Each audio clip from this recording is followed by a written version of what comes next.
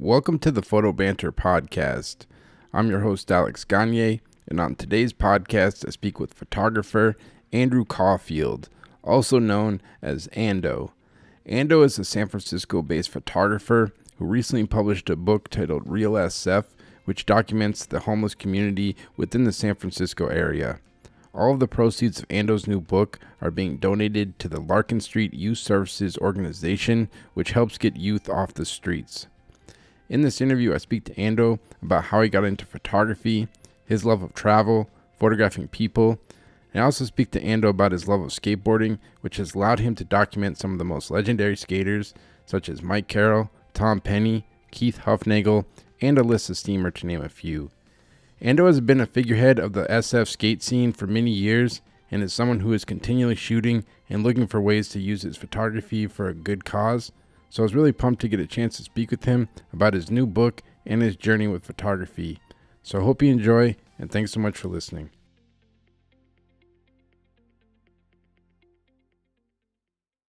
All right, I now welcome on Andrew Caulfield, aka Ando, aka the urban cowboy. How we doing, Ando? And I'm just chilling, just laying low, doing the same stuff I've been doing for a little while, kind of just hitting the beach with the dog and taking photos and laying low. I know, man. Actually, I've been following your Instagram. You've been on a couple of trips. I know you're out in like Idaho, and then I think you hit up like Zion National Park. So you've been keeping it moving. Yeah, we went to Idaho for like a bike camping trip, and for 5 days, and we ended up just staying for a couple weeks in Idaho. Went to Bryce Canyon, went to Zion, went to Las Vegas. Lost a bunch of money there. What were you playing? Were you playing craps, poker? What were you playing? Craps and roulette. I was betting on black, big numbers on black always, and then I just lost everything. But whatever, that's expected, When you say bikes, like motorcycle shit? No, we went out there to a bunch of my friends like all ride gravel bikes, and they go on these trips, like couple 100-mile trips. And I was originally just gonna go and like drive a car and like while they're riding during the day, like scope out these little towns and take photos of just people, whatever, like weird people that I would meet. But I ended up renting a bike and going with them. Doug, sorry, my dog's barking like crazy. All good. Ended up riding with them, and luckily I did, because there was like nobody in the towns. I mean, the population of some of the towns was like 4. Yeah. Like not very much stuff to photograph, and generally I pretty much only photograph people. I'm not too interested in photographing anything else. So that's kind of where I'm at right now, and it's kind of fucking weird. Like I know you're like probably the first person I saw once like COVID was popping off back in March and early April. You kind of got straight into like shooting people, like virtual shoots on iPhones, and you shot I think like over 100 people. Yeah, I shot a lot. I definitely shot like a few hundred, and it kind of started as a joke, to be honest with you, because I was like working on like this book of nudes, actually. of nude dudes, actually. Whoa. And and because I was just like, fuck it, that'll be something different to do, Yeah. And people wouldn't expect that from me, you know what I mean? They'd be like, what the hell? That is true. Like you always see like dudes like shooting like hot chicks and stuff, but you never see it the other way around, really. Exactly. So I was like gonna do that, so I got this whole studio set up in my house for it, and then COVID happened, and then I was like talking to somebody one day, and I just put the phone on the tripod, and then I was like, oh, hold up, I'm gonna take your photo. And I used like my whole flash setup for it and everything, like shot it like I was gonna shoot like a person.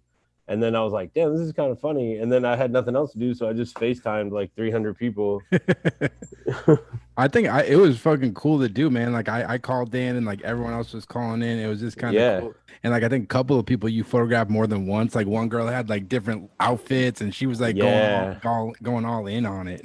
Yeah, she's like the stylist for this brand called Dolls Kill. So she was like way into it. And but it was cool. It was nice, just like a good way to kind of check in with people and talk to people and still shoot, like, I don't know. I just like, lately in the last couple of years, I've really realized like I kind of just focus on taking photos of people. I don't really like taking photos of like buildings or Yeah. landscapes or anything. So it was a good way to keep my mind kind of going and,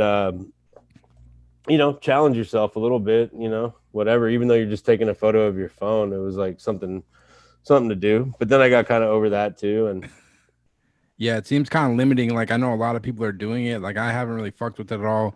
Like I talked to this one dude and he's been like shipping out cameras to like subjects and he has them like download capture one and then he can like oh, control wow. their screen. Like people getting crazy with it, but like I feel like for me, like if you're not like in the room with the person, I don't know, it seems like hard way to connect and like actually like Yeah. shoot portraits and shit, you know what I mean? Yeah, definitely. I mean, I saw some people doing some cool stuff like on like BFA and stuff like that. They're walking around New York, like taking like long lens photos of people out their windows and stuff. And it was cool, but like all that stuff sort of has like its time and its place. And after a while you're like, all right, dude, there's only so many Yep. of these we can see or do, or or just like you start to evolve and think of something different. You're like, all right, let's do this now. Let's do this. Yep. And then I was trying to just like photograph people that were like kind of in my little quarantine circle and stuff like that. And then like re-edit stuff from the past and like work on stuff from the past that like over time you kind of get a different perspective on how you want it to look. Definitely. Or what you want to do with it, So that was like a big factor for me this year. Definitely just organizing like whatever years of stuff and figuring out what I could do with it, which was good. It was like good for me. I've been way more on point with that because I'm it's not that I'm not organized with my photos, but a lot of times I just don't do much with a lot of them. Yeah, because you're this like because one thing I always respect about your work, like you're constantly shooting. Like I don't think you ever like put it down. Like either you're like running the Polaroids, you're doing all the shit with like FTC, like the skate shop, all the stuff with them, and like it doesn't seem like there's ever a moment and to have the time to like edit through all that shit because it's like a full-time job in itself. Yeah, like I usually tweak out and like edit everything, but then I just don't do anything with it. I'm like, all right, cool, because I have this theory that like the longer, unless you're shooting some like real time relevant thing. Yep. Certain stuff, like I shot a bunch of protest stuff. That stuff I put out like immediately. Yep. But like, a lot of my work, I'm like, whatever, it'll only get better as it sits there, like, so I'm not like in a huge rush to put it on Instagram or to post it or to print it or do anything. It's like, I feel like the longer you wait, sometimes the better the photos are. They show more time. Yep. And like people appreciate that. Like you could look at an old photo of a car from 30 years ago and you're like, that's a dope photo. But but the day that guy shot it, you're like, dude, whatever. It's a photo of a car. Yeah, exactly. It takes on a new life because like, especially I was just thinking like the time we're all living in right now with this pandemic is like in 10, 15, 20 years, people are going to look back at this and be like, whoa, this is crazy. Like everyone's just wearing masks and shit. And like probably like kids that like are just being born now are going to be like, wait, for real? Like you guys were like living like that?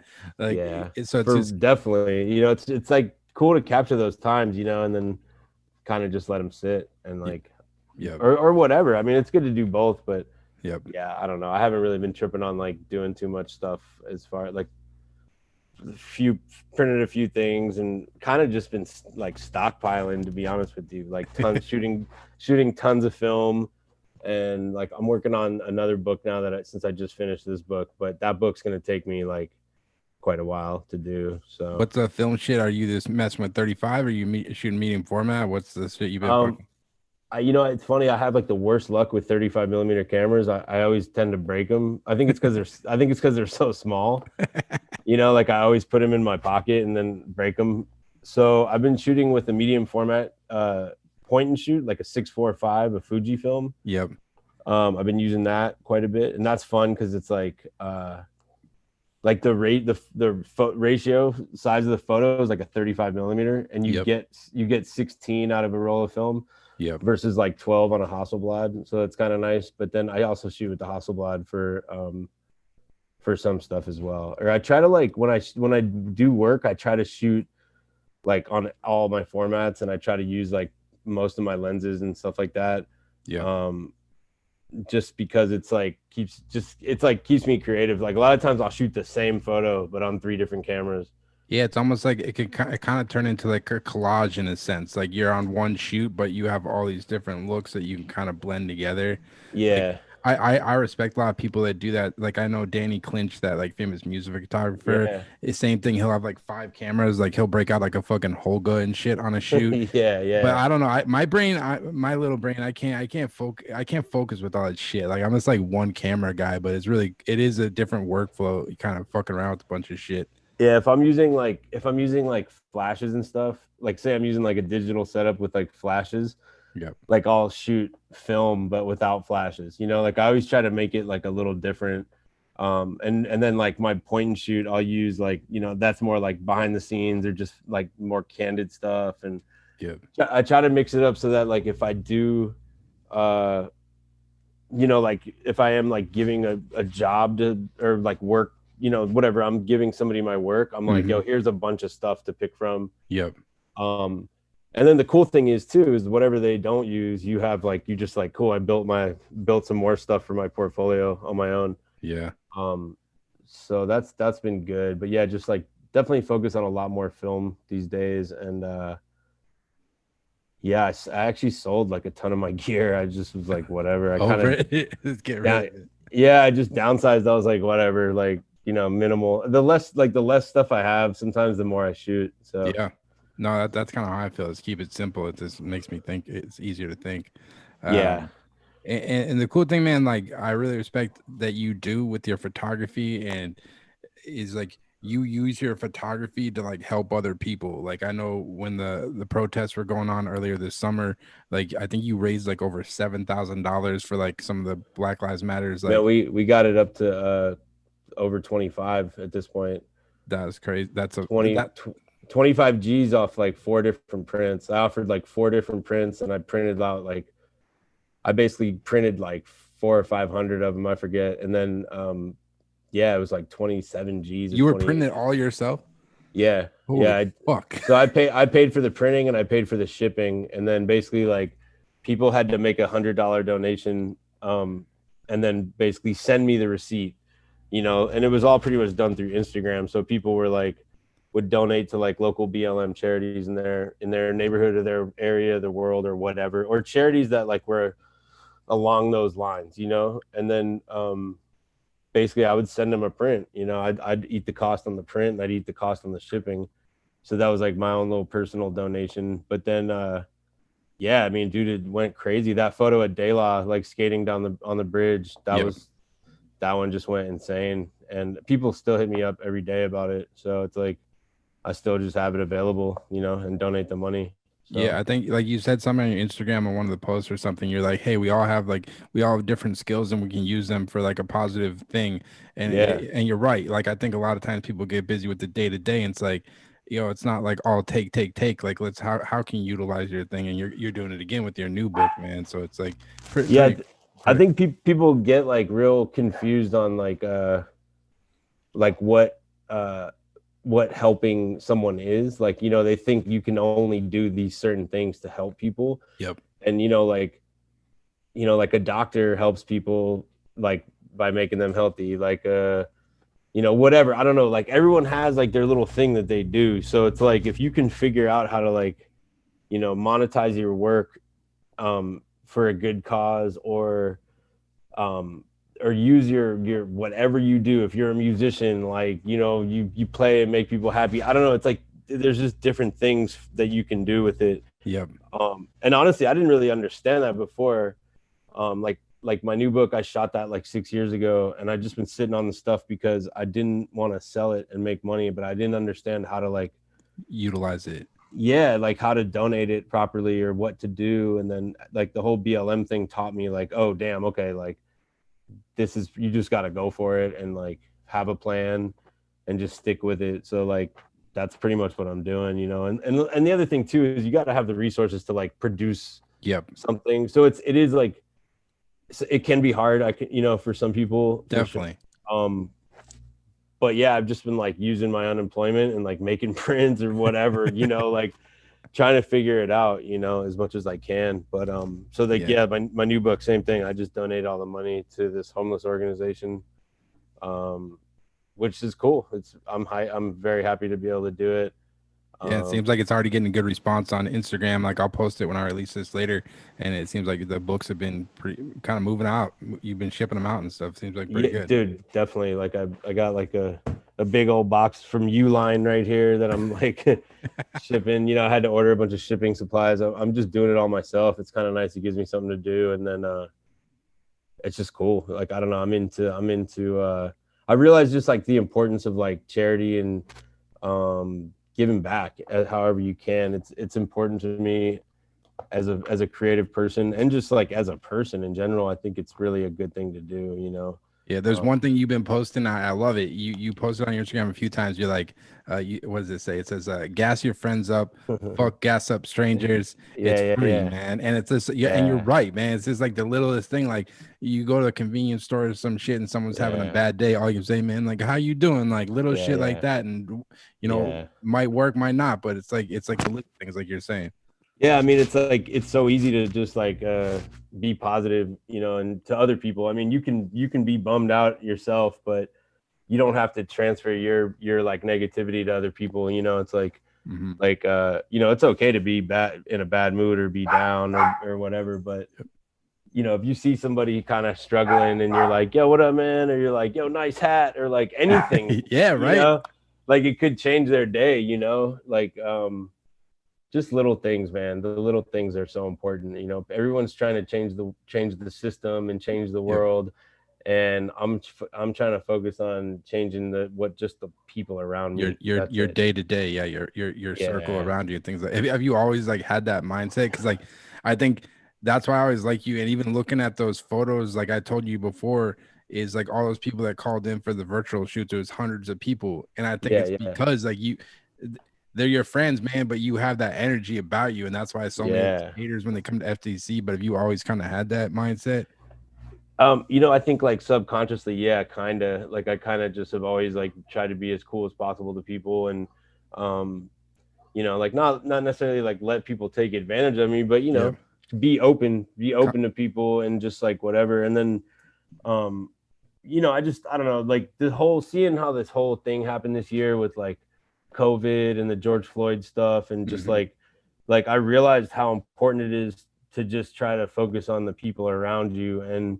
like everyone posts all this stuff on their Instagram about um like change the system and like this judge and this and like President Trump, and I'm like, that's cool. We all know that. Like yeah, we all know that. We all see those posts all day long.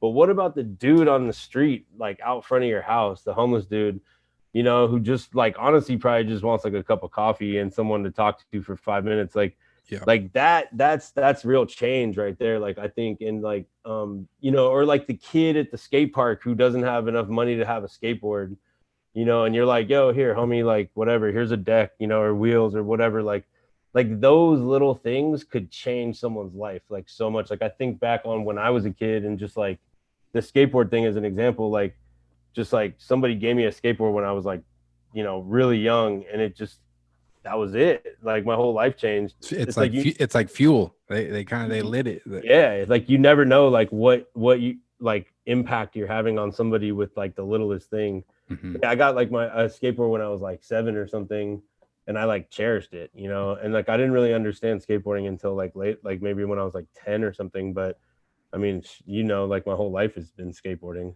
so without that person doing that, who knows, I would have probably ended up like just super into the 49ers and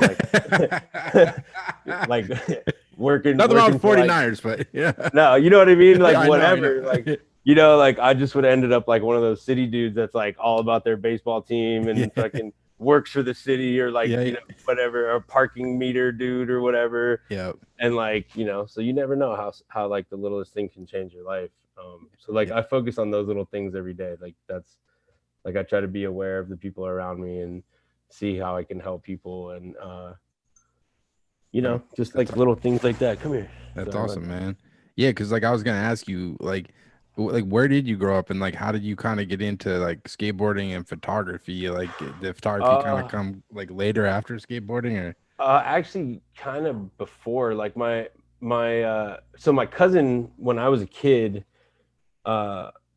like probably, let's just say like 87 probably. So he skated and he was already in college.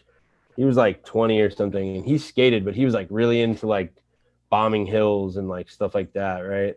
And like these like crazy power slides and like layback slides and like, but they would do some crazy ass hills. And this was in SF, like so that's This where you. was in this was in SF, yeah. And then so like he gave me a board when I was like 7 years old or something, or 8 years old. It was like a Tommy Guerrero board. Yeah. And then like just like his best, like randomly his best friend grew up with Tommy Guerrero. Holy shit. So like when real skateboards started in like 1990 or 91 or whatever, my cousin ended up living with Tommy Guerrero. And so like he would like always give me boards, and I just got super into skating. You know, I was like, oh, okay. Like, so like around 1990 and 91 is when I really got into it. Before that, I kind of had a board, but didn't really, you know, it's like I didn't really like know it's like a toy at that point.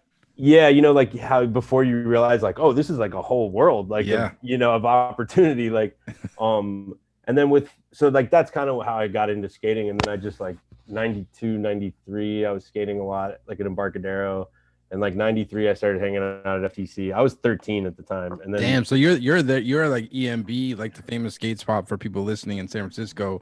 That was kind of like the whole like James Kelch era and all that, like back then. Yeah. Definitely, like James Kelch, all those dudes. But I was so little, I didn't really hang out with those dudes, you know, like I just like would go skate there on the weekends and stuff like that. And then after working at FTC for like a year, so you start to meet everybody and, you know, whatever, and kind of got more dialed in with those kind of people. Was like EMB as intimidating as people made it out to be? Like from someone on the East Coast that like read about it a lot, they always made it sound like if you showed up and they didn't know you were, like they're just gonna like fuck with you. But like I don't know. There's like so many people there skating that, you know, you could blend in. I mean, there'd be days where there's like hundreds of people skating, you know, you're just like, all right. But yeah, definitely kids would get jacked over there and like hustled out of their stuff, and cameras would get stolen, you know, whatever, things like that. I feel like maybe I was relatively pretty lucky because like just living around here and my association with FTC, like people would recognize me. Yeah. So I wasn't cool enough to like for them to hang out with me, but I was like cool enough for them not to rob me. Not to fuck with you. Yeah. You know? Yeah, because I definitely was not like in the EMB crew, or I wasn't hanging out with those dudes at all, you know, but we would see each other and be like, what up? Yeah. That's it. That was it though. But even that, I was like, that's cool, whatever. Yeah. You can hang, man. Yeah, awesome. And I loved skating down there. It was fun, but I skated at Wallenberg like a lot more because I grew up near Wallenberg High School. So I would skate there, and then skate with like Drake Jones and Simon Evans and Josh Kalis and those dudes. And damn. Drake Jones was really like the first like pro like person or whatever like on that level, who was kind of like, yo, what's up, man? Like I never see you go downtown, I never see you do this. And I'm like, well, dude, I'm like 12, you know. Like I don't know. Like and he's like, come on. So I would like go skate with him, and he's such a nice guy. I mean, he's like really, really nice. He had a huge impact on me for sure when I was a kid.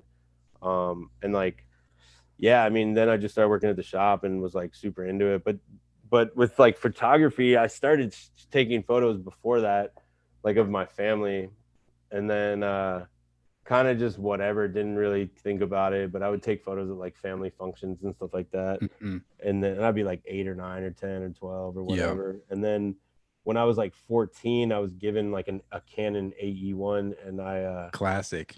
Yeah, I was given it by my buddy Ian Johnson's father, and like he had it, and he's like, yeah, go take skate photos or whatever. So I would take photos of those dudes. I sucked at it. I really wasn't good at it, but you know, just it was fun. You know, we got some cool little photos. And you were just kind of you kind of taught yourself how to like develop all the film and do that kind of thing, or no? I would take it to this little like 1 hour spot, and we would shoot photos with like disposable cameras and stuff like that. Like we didn't really care. I didn't really care about it. I just thought it was like, you know, there was no phones, there's no like Instagrams or whatever. So that's like how you would like capture moments, you know, with those little cameras. But then my uncle was like really into photography, and so I would always trip out on the difference between like his photos and our little disposables, you know, and stuff. And I'm like, whoa, what's the deal? And he kind of broke down to me how like a SLR camera or these lenses or this, and like he was a big influence on me, like photo wise for sure. And he would like take photos just traveling and stuff, but I would always really liked his photos. And yeah, like I mean I got into it, but I would shoot here and there, but like I lived in New York for a while, and then when I came back from New York is really when I got into like when I made the choice, like, okay, I'm gonna do photography. I'm gonna do this. Yeah, like I was like, I'm just gonna like go buy a camera and do this. And I bought a Polaroid at Walgreens, and that's pretty much where it started.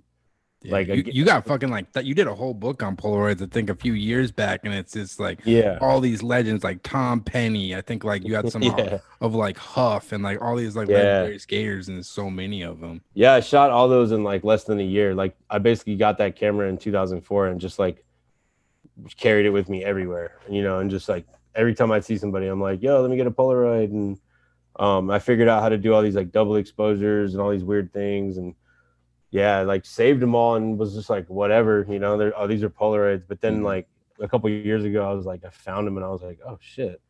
Yeah, I made a book of all that. And then I still have all that stuff. It's actually just sitting like right over here somewhere. I don't know. Like, I don't even, I'm pretty bad with the organizing of. Dude, I'm the same. I just have like fucking like plastic bins I bought at like Target with this. Like, but I will say I've never thrown away anything I've shot. I have like literally, I have the first negatives I've ever shot. I have everything, but it's not organized like some people. Yeah, mine are like that too. I have like negatives like just rolled up. You know, I'm like, oh shit, whatever. I don't even know what this is, and then. But I have them all. Like I'm like they're in a box. They're here. I could probably organize them if I like really wanted to. But my digital work is like insanely organized. It's like good. The name, the date, the people, the like places where it was shot, like any kind of word that I would associate with that shoot. It's like insane. But I've been trying to figure out like a better way to organize my film. But it's like I don't know. I just have like this drawer of. There's only so much time in the day.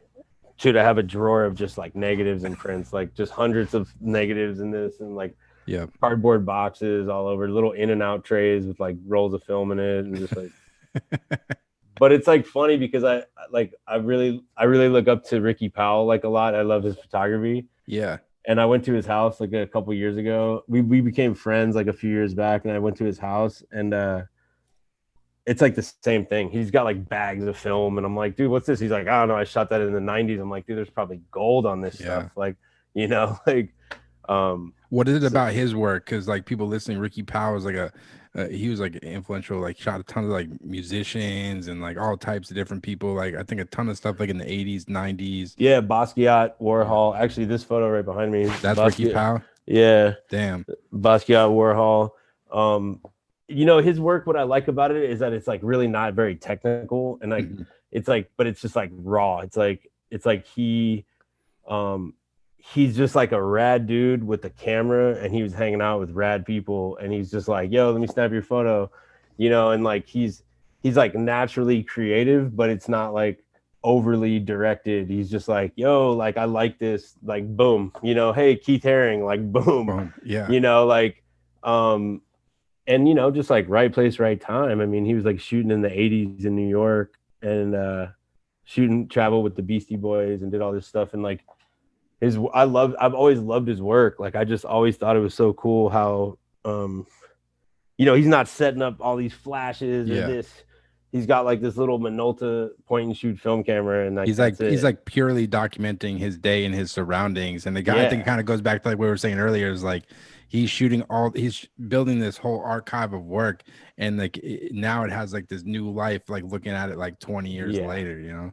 Yeah, I mean, you know, like you realize how iconic like some of the stuff he has. You're like, damn, dude, like even just like this Basquiat and Warhol. This is from Basquiat's first I think it's his first solo show, like in 1985. Damn. You know, and like from that point on, that dude became like the biggest artist in the world. You know, it's like, you know, to have that image is like crazy. You're like, damn, dude, like you're everywhere. So, Yeah, I really look up to his work quite a bit, and just like his work ethic. He's me and him.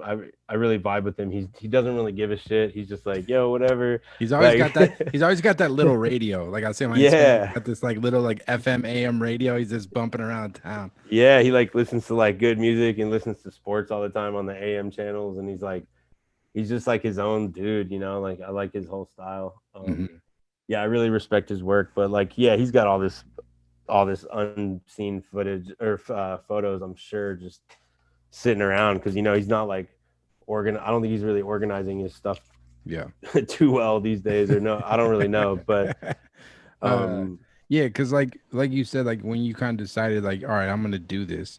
Like, was there a goal in mind for what you wanted to shoot? Because like the interesting thing looking about your work, like obviously, like you shot some of the most legendary skateboarders in the world. Like you go on tours with like Lakai and all these amazing skaters.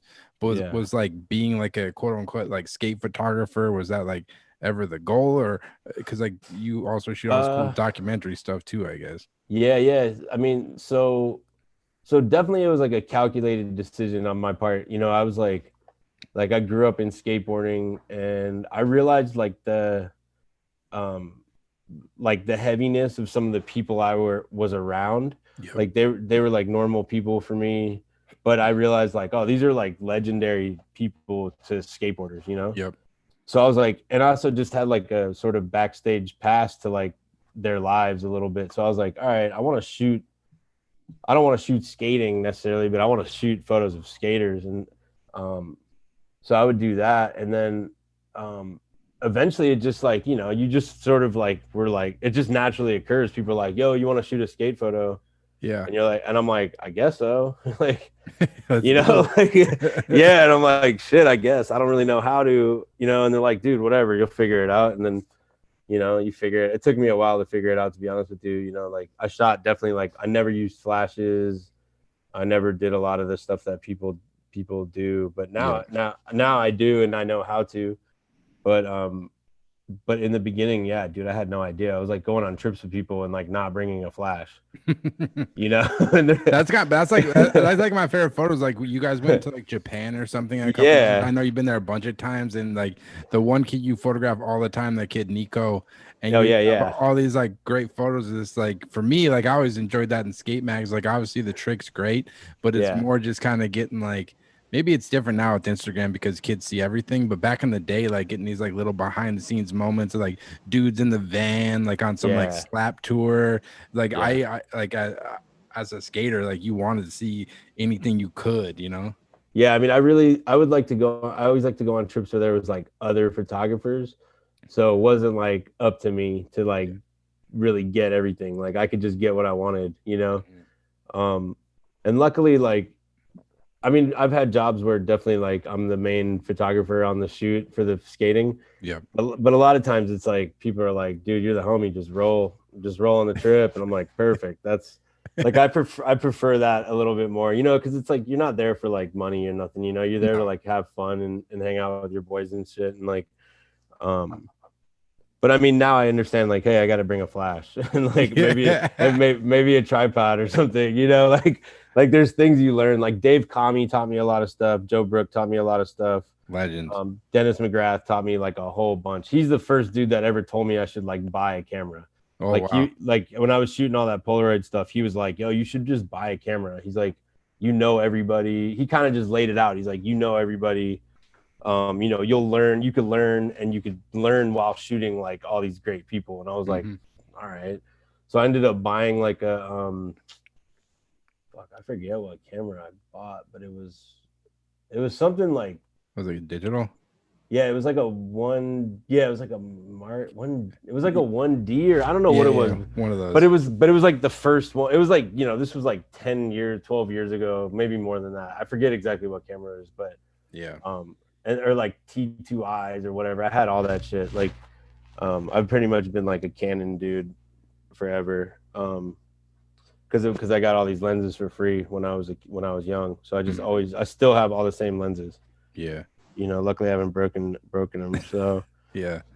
Yeah, skate photography is interesting now, like, cause like kind of when I was skating, I still skate, but not nearly as much as I used to, like when I was just like in high school and a younger kid, and like there was all the different like magazines like Slap, Yeah, the fucking Thrasher, a bunch of different Trans World, and now there's this like Thrasher, and like I mean, Yeah. I do like the sponsored dudes even really give a shit about like shooting photos anymore at this point because like everything just seems like on Instagram now, everything's just like Yeah. 30-second clips and shit. Like, Yeah, I mean, one thing I've noticed is like the like back in the day, like I feel like people would like shoot a photo and then they'd film the clip or yep, vice versa. mm-hmm, Nowadays, they're like they want to do it at the same time, mm-hmm, which makes more sense, kind of.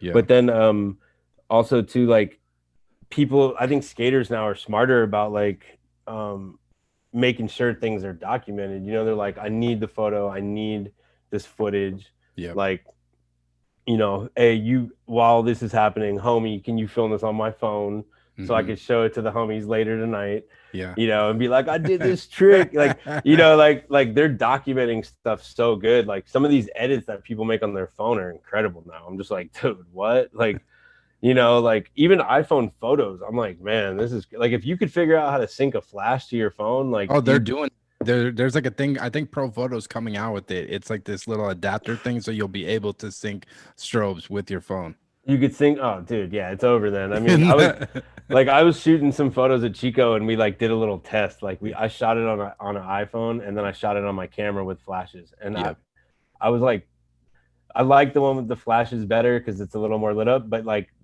dude, you could edit the damn photo on your phone so good that I was yeah, like, just like, wow, dude, like this is crazy. yeah. Like it's like insane what you can do with it. But I mean, I don't know. Now I think since everything's so good digitally, Mm-hmm.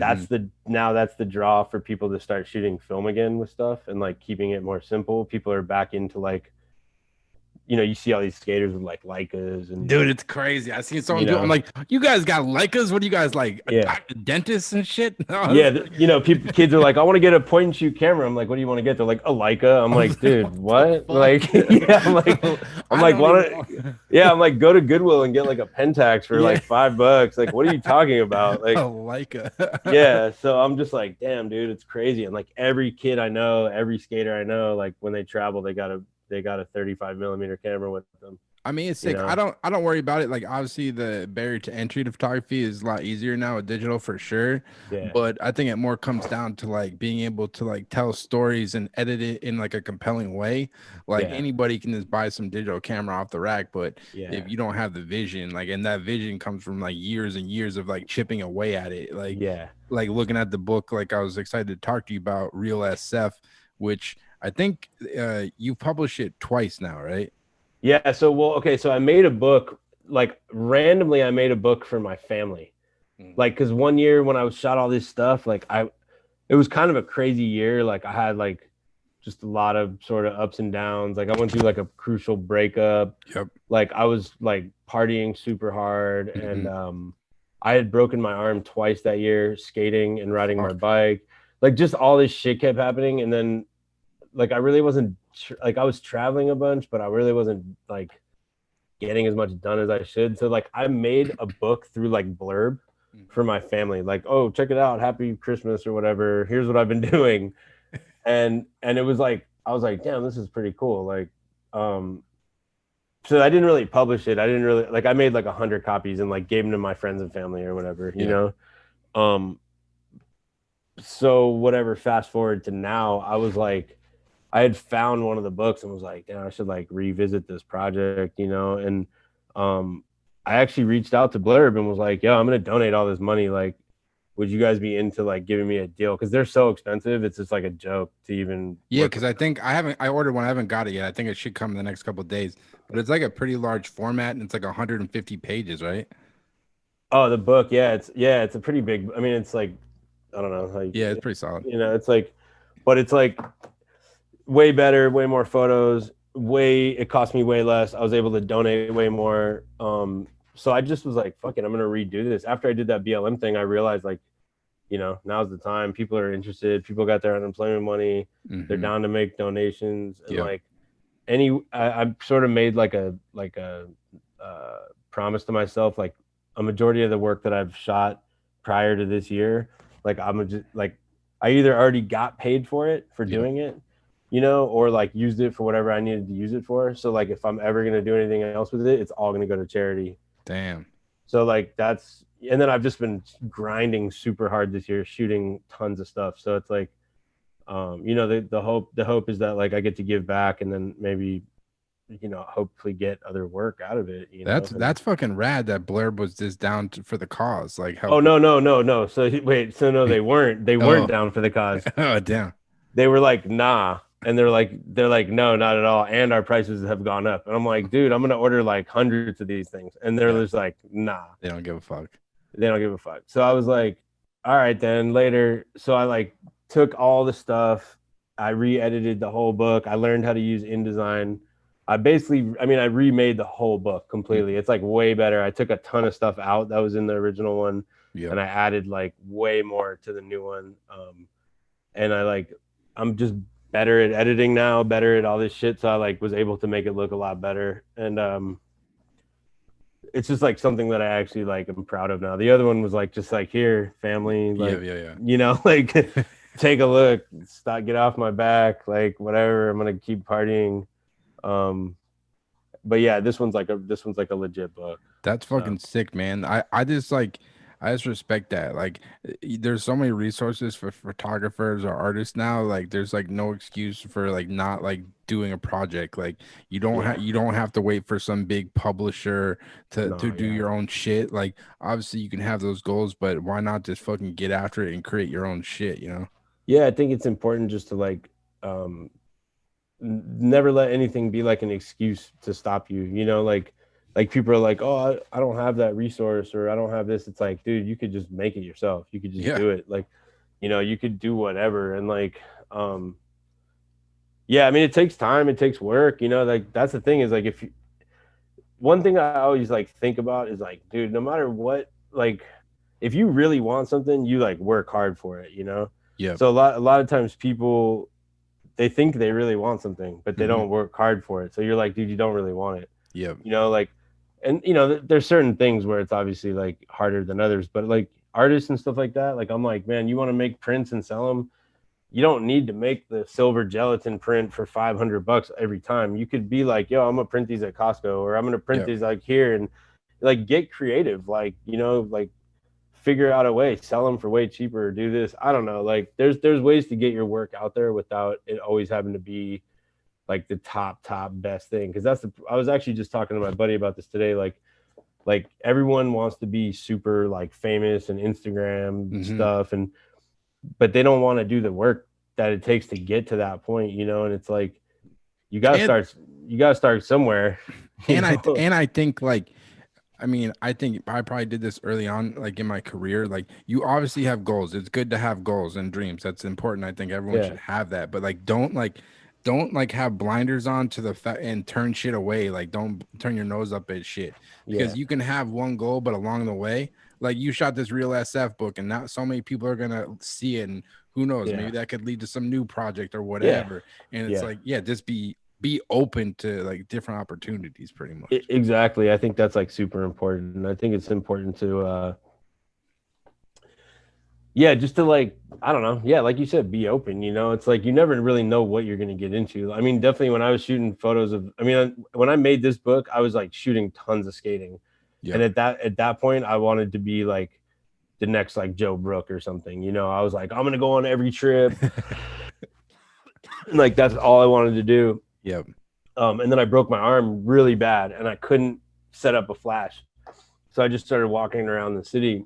That's kind of how this happened. But then so you never know what's going to send you where, how it's going to happen. And like, now I love shooting skating, but like, I don't really do it that often. You know, I go on trips and stuff like that, but I prefer to just like shoot the homies and like the experience. Or just whatever. Like if I see someone interesting, I'm like, yo, can I take your photo or whatever? And like, you know, I tried not to limit myself anymore, like on anything, like even like that nude dude book. I'm like, yo, like do something that like is out of the box that people go like, why are you doing that? And it's like, I'm doing it for that reason. I'm doing it so that you look at it because you're like, damn, this is fucking weird. Like, why would you do this? And then they're like, damn, this is shot really well. Like, and this like challenge yourself as an artist. I feel like any time, like look at something that's probably going to be like or maybe it's like nervous going into some new thing. Like, but I feel like anytime I've ever like challenged myself and pushed myself, because I mean, I don't know, being a portrait photographer, going up to people on the street. I mean, I've been doing Yeah. it for years, but still sometimes you get a little nervous. But like Yeah. anytime I've like just fucking made myself fucking do it, like you feel Yeah. so good that you like challenge yourself. It's Dude, like, your work is amazing. Like, I definitely feel like I've seen your work come up in the last few years. I'm like, damn, man. Like, appreciate it. some of those baseball portraits and stuff that you shot, I'm like, yo, dude. Like, like your lighting is like so on point, and just like everything about it's like the composition's super good. Yeah. Like I definitely look at it and I'm like, damn, how the fuck did he do this shit? It's sick. It's You just know? chipping away at it. I think it's like, do you feel like this way? Like, I look at my work even just like 2 years ago, and I'm like, oh man, that shit sucks. Like, why did I do that back then? And it's Yeah, I mean, dude, yeah, I look at it like my shit that I shot like yesterday, and I'm like, like, but yeah, I mean, definitely like a couple years ago, I look back. I mean, even this real SF stuff, I'm like, man, if I would have shot this now, yep, I would have done it totally different. yeah, I'm happy the way I did it, but I'm like, man, there's like little things like that you just learn, like little tricks about editing or like lighting or mhm, um even things with just like ISO with certain cameras, or like using like shallow depths of field and where you should focus, and yep. like just those little things. Like there's photos in this book that I'm like, damn, this like is a tiny bit out of focus for what I want now. Drives me nuts, man. It's Yeah, like I lose sleep over shit like that. yeah, and I'm like, fuck. But whatever. It is what it is. So I'm like, Yeah, and also too, I'm a big believer in now in like content over like anything, like content over like technical. Like you could shoot with like, whatever camera you shoot with, as long as the content is rad, it's like yeah, it's gonna be rad, kind of. Because I know exactly. people get caught up with like trying to have the best cameras and I stuff. got the brand new mirrorless camera that just came out. It Yeah. doesn't mean shit, dude. Yeah. It's just not gonna take the photo for you. You know what I mean? You still gotta go do interesting shit. Hmm. So I mean, some of my favorite photographers, like they still just use like the most basic cameras, and they just live like interesting lives, Yep. and they capture cool stuff. So I think that's like really important to just if you live a cool little interesting life and you have a camera with you, chances are you're probably gonna get some good photos here and there. Yeah, man, just You know? be out there exploring, man. Because like in the last few years, man, it seems like you're always on the road. Like I know you went out to Cuba like me, and you've been into Puerto Yeah. Rico, Japan, and it's just like you kind of just keep it moving and just kind of exploring and I trying. never say no to a trip, like anywhere. Like you could be like, yo, you want to go to Antarctica? I'm like, let's go. Let's go. Yeah, like I'll quit jobs and everything just to go. I'm like, What I don't about care. what about Delaware, man? You down for a Delaware trip? I'm down, dude. Like I'm down. Honestly, after this last trip, like I'm really interested in America. Like I really want to. Like I've always wanted to do this little project about America, but I just don't have. It's like I don't know. I just haven't. I just haven't like kicked myself in the ass enough to go do it. But like spend a couple months and just hit like every state or whatever, or go with the flow. Just be like, oh, now I'm here, now I'm there. Yeah, I think that'd be cool, but it's hard also too because I mean I do need to work and like have yeah, money, yeah. and It's a tough balance. you can't just like I'm not there yet. No, not yet, not Yeah, yet. We'll get there, man. yeah, yeah. One thing with the real SF book, I guess like how do you kind of approach like photographing those people? Like when you look at that book, you photographed a ton of people. Was it Mhm. all kind of centralized in one area of San No, Francisco? no, it was all over the city, and um, so like okay, I smoke cigarettes like a lot, unfortunately, and so I just noticed like all these people would always come up to me, yo, you got a cigarette? I'm like, yeah, and then eventually I was like, yo, you mind if I smoke one with you? And they're like, yeah, whatever. And then you just like have conversation, like talk to them and Hmm.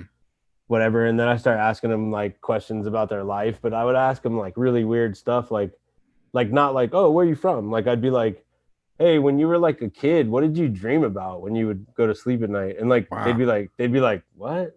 Like like they'd be like, what? But then they'd be like, oh man, like, and they'd start talking about it, and then like you broke this barrier with them, and the fact that they came up to me and asked me for something first Yep. helps a lot. Like it's like psychological. Like they're like, okay, this dude doesn't want anything from me. Hmm. So like I would do that, and then I had bags of socks. Like originally the book was going to be called Socks and Cigarettes, and I had like hundreds of pairs of socks that Stance had given me as like a sponsor of the book, but they originally like they were going to help me with it, but it didn't really work out. Yep. Um, but I'd be like, yo, you want some socks? And they're like, yeah, hell yeah. Like, because one of the first homeless guys I met, he was like, yo, you're going to get in trouble out here taking photos, you know? And he's like, yo, you're not like rude or anything, but you know, someone's eventually going to be like, what the fuck? Yep. Because I would always ask, I would never just take a photo, you know, first.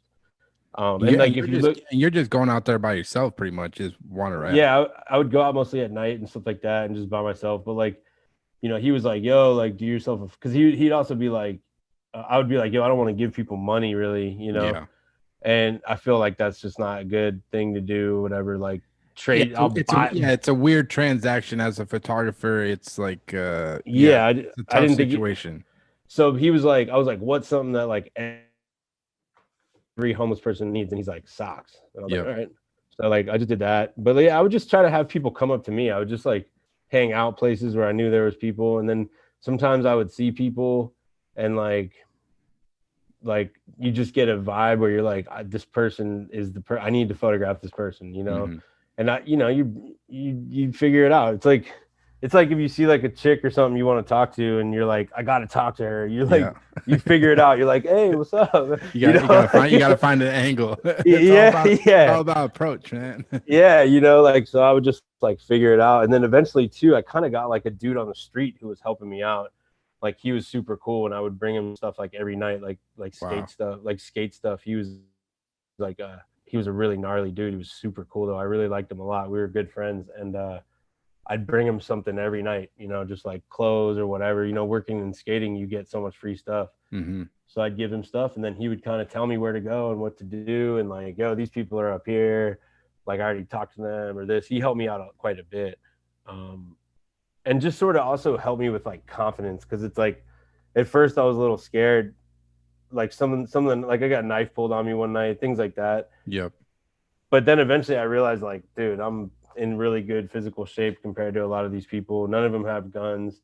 Even if they have a knife, they're not going to stab me. Like, it's, you know, it's just all part of like living on the street. You know, they gotta. Yeah, what do you, like? That's what I was gonna ask you. Like, having spent so much time with these people and like had all these different conversations, like, what do you think you feel like you learned about these people? Because for the most people, they just kind of walk by them and kind of ignore them pretty much. But like, you actually spent time with them and talked and had actual conversations, I guess. Yeah, I mean, I spent a lot of time with a lot of them, like, you know, multiple days with most of them, really, in multiple hours at least every time I'd shoot. But the one thing I learned is that literally, like, we are all the same. Like the guy that, okay, like the guy who like smokes crack like in the street and is like kind of crazy and all that shit. He wants the exact same shit that like the rich techie guy wants, right? He wants to like smile. He wants to eat. He wants to have fun with somebody. He wants to feel high or drunk. Right, he wants to have fun, whatever. The same thing, the techie guy here in the city who looks down on that guy is going out and buying drinks and buying a bag of cocaine and wants to go eat food. It's like literally the exact same thing, just on two different levels, right? So like that, when I kind of realized that, I'm like, oh, like, you know, we're all doing the same shit. It's like you start to have a little more compassion, because you're like, oh man, this dude just wants to talk to somebody and like smoke a cigarette and tell somebody about their life, you know, like, and feel like maybe somebody cares. And you know, I don't know, it was interesting. I mean, I honestly became like close friends with like a bunch of them, and it was like it was like beautiful. I was like, damn, dude, you're like some of the coolest people I've ever met, you know. Like a lot of them had really interesting stories. 99% of them all started off from good homes with like good stuff going on. You know, and that's the other thing I realized is just how close we all are to like being on the street. Oh, like, definitely, man. Like, I don't know if you ever met Kyle Vandy Bonker. He was a skater in Boston. He used to be sponsored by Acme, and like in the 90s, he was one of the best skaters. Like, skated with Mike Graham a lot. Okay. And yeah, man, it kind of just happened to him like around like think like mid-20s. Like he had something happen, and it kind of went down that path. And like, it wasn't a bad dude, and we'd still see him around on the streets, just skating and stuff. And I'd talk to him, and it was Yeah. just a hard thing to see. But like you said, like you're just like a little thing can happen. You don't know what's, Yeah, I mean, there was dudes that I met. Like, there was this dude who I met who was like a record producer. His photo is actually not in the book, but it was in the original like one I made for my family. He was like a record producer in the 70s. He had all these he had like mansions and like whatever. He produced all these like famous songs, and I'm like, dude, what? What the fuck? Yeah. And I didn't believe him at first, right? Yeah. But then I Googled him, and like I was like, damn, that's fucking him, dude. Like that's really crazy. him driving around in like Rolls Royces in these photos from the 70s. And like I was like, wow, okay. And basically what happened was like he had gotten a divorce. Mm-hmm. His wife took a bunch of his money, and then he had like a gnarly cocaine problem. These are all just like the foundations, right? And then basically he got in a car accident. Yeah. And he broke his back and basically like got hooked in the hospital on opiates. And since he already was like on shit, he just, and that was it. Like he just like couldn't get help. I don't know. He just got super addicted to opiates and like lost everything and like chose the street basically because they stopped giving him prescriptions for the opiates. So he was like started buying heroin, and then once he started buying heroin, like family wouldn't mess with him, and I don't know, like, but things like that where you're like, damn. Actually, I heard a lot of stories about people just hurting themselves and getting on pain pills, and then like stuck. The prescription runs out. Oh well, I gotta go buy heroin. Somebody told me heroin's the same thing, and like start doing that. Next thing you know, you're fucking on the street. Yep. Yeah, if you don't have any support system or a family, that's how you're kind of just stuck. Exactly. And then there was also people that I met too that were like, this is better than the situation I was in, Wow.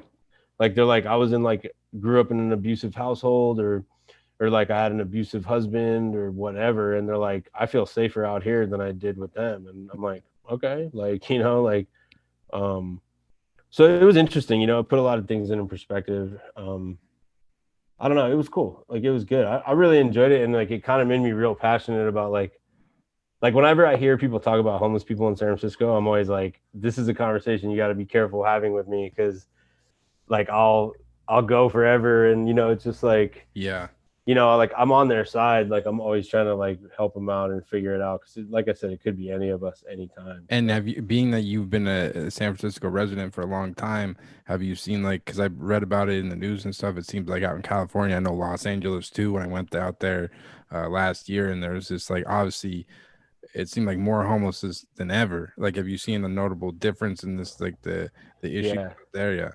Yeah, definitely. Like in the last, like really 5 or 10 years, like it's really gotten bad, but like kind of comes in like these waves. And like,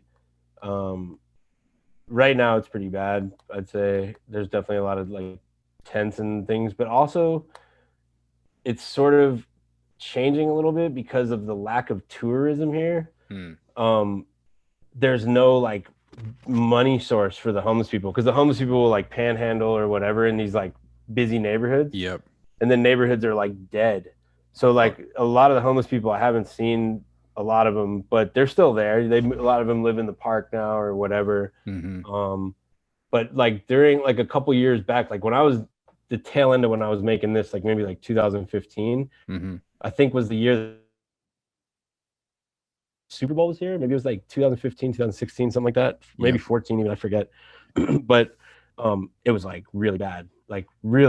And then the city just like cleaned them out like somehow. I don't know how for the Super Bowl because they were like, we got all these tourists coming. Get them out of here. And like the stuff I learned about on the street, like with what they did, I was like, fuck, man. Like, it's brutal. Like how the police control the homeless people. And it's like way deeper than anybody thinks. Like the police are so connected to the drug supply and to like knowing what areas of the city are populated by what types of drug users. And if they want to move them instead of going in there and moving them, what they do is they cut off that drug supply and they flood it with something else. Jesus. So if like, there's a high heroin area and they want to get rid of everybody, they bust the heroin dealer and then they flood it with like meth. And then these dudes it's like a trap.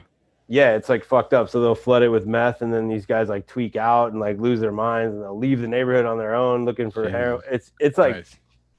it's fucked up. It's Yeah. like it's really fucked up. So Yeah. No, um, it's powerful work, man. I know thanks. people that want to buy a book, they can go on your Instagram still, and I think all 100% of it goes to I believe it's called the Larkin Street Youth Services. Like, how do you Yeah. end up partnering with them, I guess? So like the way like homelessness, like helping the homelessness in San Francisco works is like the younger you are, the higher of a chance that you are of Yep. actually being helped Yep. and getting off the street. And Larkin Street deals with like the youngest people in the city. I think it's like 12 to 24 or something. You know, it's like really young people. So like if you start there, you got a higher rate of helping people and keeping them off the street. And they just have a good program. I've always donated tons of clothes to them and tons of other stuff Mm-hmm. to them. And yeah, personally, I just like them. And I feel like it's good to just like start as young as possible and see what you can do. Yeah, man. No, it's Yeah, great. It's great stuff you're doing, man. And appreciate it. I guess to wrap up, man, like what's next for you, man? It's a crazy time to be a human being in this pandemic and everything, but like what's obviously you've been out there making some cool work, but kind of any goals for your photography moving forward, I guess. Well, I already started working on another book that I shot like 10 years ago. It's all aboard.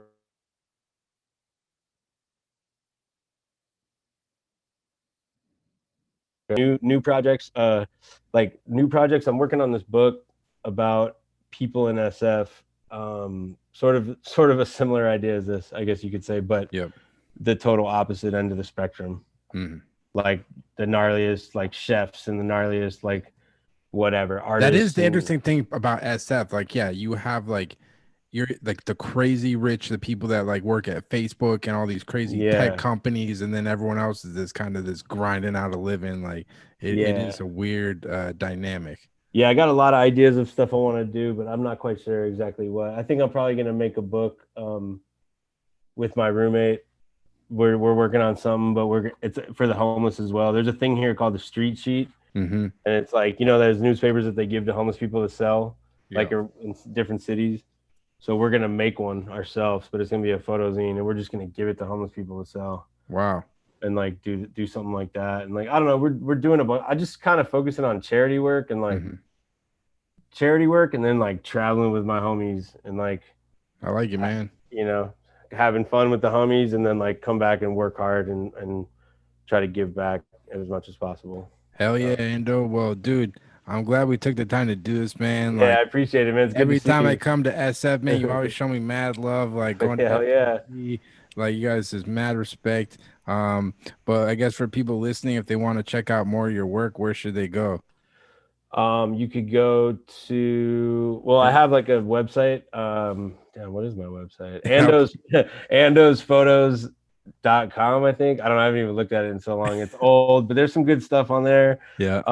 And then or my Instagram, which is at Andonesia, ANDONESIA. And Perfect. that's got the link in the bio to my book and all my stuff. And if anybody wants a book, or has a question about photography or anything, feel free to DM me, hit me up, and I really appreciate it, man. Hell yeah, dude. Thanks, Ando, man. We can cut it there. So there you have it. That was the Andrew Caulfield interview. I just want to thank Ando so much for taking the time to come on the podcast. It was a real pleasure talking to him about everything he's been doing with his photography, helping raise money for the homeless within SF. Like I said, his new book, Real SF, is available for purchase on his Instagram. 100% of the proceeds will go to the Larkin Street Youth Services organization, which helps get youth off the street dealing with homelessness. So a really great cause. I'll put the link to Ando's Instagram page and his website where you can purchase a copy of the book. But yeah, definitely go give him a follow. And thanks so much, Ando. I really appreciate talking to you, and I can't thank you enough. And as always, I'll be having weekly podcasts every Monday on Apple Podcasts, Spotify, as well as the Photo Banter YouTube page. So definitely go check that out. And as always, thank you so much for listening, and take care.